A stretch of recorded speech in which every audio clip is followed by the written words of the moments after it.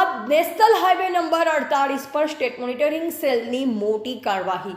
નવસારીના ચીખલી નજીક વિદેશી દારૂ સહિત 21 લાખથી વધુનો મુદ્દામાલ ઝડપી પાડી ટ્રક ચાલકની ધરપકડ કરી 4 આરોપીઓને વોન્ટેડ જાહેર કરાયા।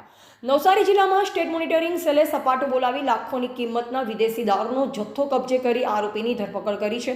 સ્ટેટ મોનિટરિંગ સેલની ટીમને બાતમી મળી હતી કે નવસારીના ચીખલી નજીકથી મોટા પ્રમાણમાં વિદેશી દારૂની હેરાફેરી થનાર છે, જે આધારે પોલીસે વોચ ગોઠવી દરમિયાન બાતમીવાળી ટ્રક આવતા તેને અટકાવી તપાસ કરતા અંદરથી 11 લાખથી વધુની કિંમતની વિદેશી દારૂની 10,848 બોટલ મળી આવી હતી।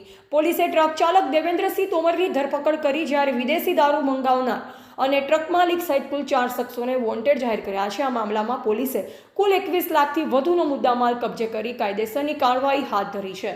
TV18 ન્યૂઝ નેટવર્ક સાથે રિપોર્ટર રસીદ ભાણા, નવસારી।